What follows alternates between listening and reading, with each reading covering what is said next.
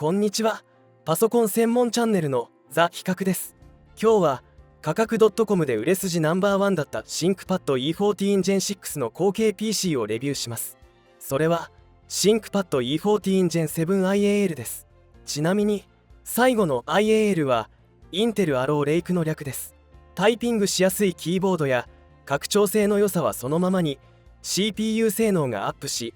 2.8K 液晶が選択できるようになっています。また重量も約 1.34kg と重くはないので外へ持って行って作業をする用途にも使えます。それでは詳細を見ていきます。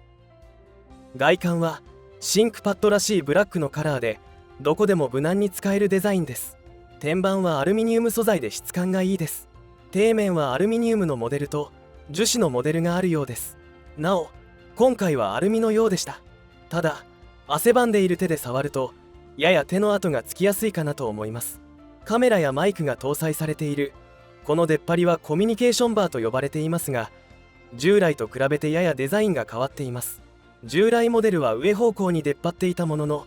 天板面はフラットでした。一方新モデルは天板側にも出っ張りがあります。ゴツゴツした見た目になりましたが、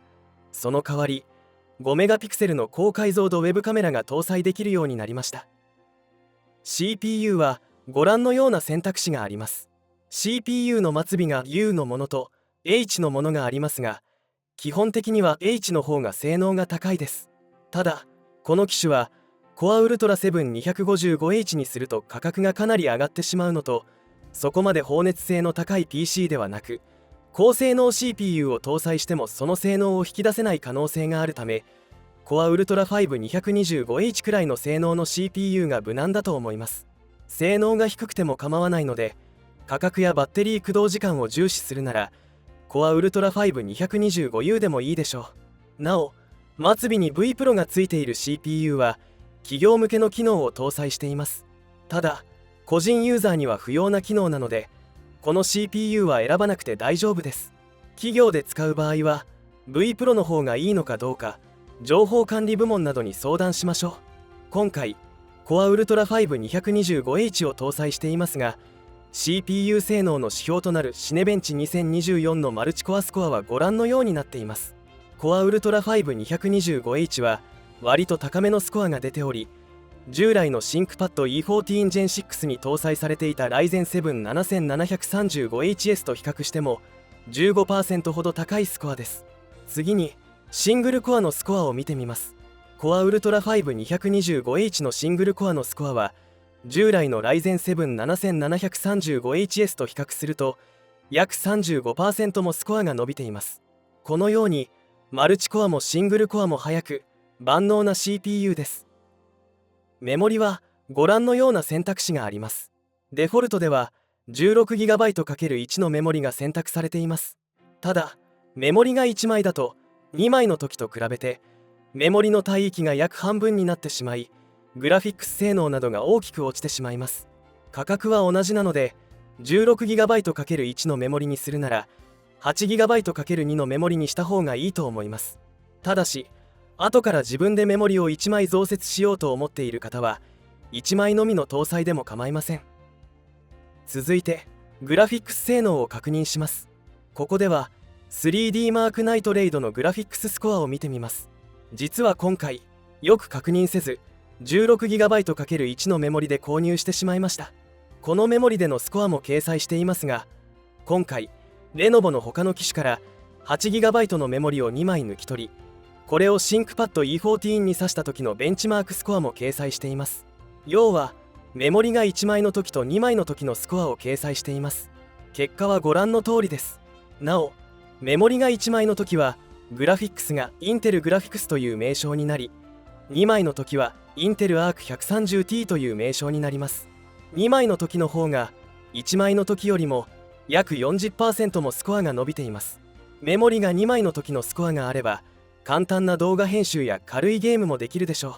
ちなみに原神のゲームであれば 1920×1200 ドット、低設定であれば 58fps の平均フレームレートが出ていました。 SSD も 256GB から 1TB までと選択肢が多いです。ただ容量をアップすると価格が結構高くなります。そこで本製品は空いている M.2 スロットが1つあるので、そこに自分で SSD を増設してもいいと思います。今回試しに最大 7000MB/s の PCIe Gen 4の SSD を増設してみましたが、十分な速度が出ていました。なおパーツの増設などは自己責任でお願いします。ディスプレイに 2.8K 液晶が選択できるようになったのも嬉しいです。従来モデルは 2.2K 液晶を選択できましたが、やや中途半端な解像度でした。 2.8K あれば作業領域を広く使えますし、画像を表示させても高精細です。またデフォルトの 1920×1200 液晶の色域は 45%NTSC しかありませんが、 2.8K 液晶であれば 100%sRGB の色域です。45%NTSC だと色がややくすんで見えますが、 100%sRGB であれば画像や映像が本来の色に近い形で表示することができるのでおすすめです。画像編集などの用途にも使用することができます。また最近は光沢ディスプレイが多くなってきましたが、本製品は非光沢なので周囲のものや自分の顔の映り込みが低減されており、仕事などがしやすいです。画像をよく見たり編集したりする方は 2.8K100%sRGB の液晶がおすすめです。これ以外にも内蔵カメラや無線 LAN アダプター、指紋センサー、キーボード、バッテリーなどをカスタマイズすることができます。ノートパソコンとしてはパーツの選択肢がかなり多いです。自分好みの構成にすることができるでしょう。ただ PC にあまり詳しくない人は選択肢が多すぎて逆に困るかもしれません。そういった意味では PC に詳しい玄人好みのノートパソコンと言えます。重量はメーカーの仕様では約 1.34kg からとなっています。ただ搭載するパーツによってやや重量が変わってきます。今回標準の 48Wh バッテリーではなく 64Wh バッテリーを搭載してみたので、やや重くなっており 1.399kg という重量でした。持ち運び用に特化したモバイルノート PC と比べるとやや重いですが、持ち運べないこともない重さです。この時のバッテリー駆動時間は当サイトの計測で6時間32分でした。バッテリー駆動中は動画編集ソフトで 320p の動画を再生させています。資料作成を行っている時と同じくらいの負荷になるようにしています。他の持ち運び用のモバイルノート PC と比べてもまずまずのバッテリー駆動時間だと思います。なお末尾が U のコアウルトラプロセッサーや 1920×1200 ドットの液晶を選択すればもう少しバッテリー駆動時間は伸びると思います。キーボードについても比較的打ちやすいです。円マークやアットマークなどのエンターキーの左側にあるキーがやや小さい点は気になるものの、それ以外のキーは小さいものがありません。何よりキートップが大きく湾曲しているので指がよくフィットし、隣のキーを誤って押すことが少ないです。また従来モデルは FN キーとコントロールキーの配置が一般的なノート PC と逆でしたが、新モデルでは一般的なノート PC と同じになりました。ただ今回バックライトが搭載されていないキーボードを購入しましたが、キーの表面がざらついていて触り心地が悪く、また見た目も安っぽく感じました。個人的にはバックライト付きのキーボードの方が触り心地が良く見た目も良くおすすめです。トラックポイントは手をホームポジションに置いたままカーソル操作や画面スクロールができるので便利です。外で使う時などマウスが使えない環境で作業がしやすいです。インターフェースはご覧の通りです。LAN ポートがある点が特徴的です。無線 LAN のない企業などでも使いやすいでしょう。 USB-C ポートは2つあり、1つは USB4 に対応しています。どちらもパワーデリバリーおよびディスプレイポートに対応しています。 HDMI は HDMI2.1 で 4K60Hz をサポートしています。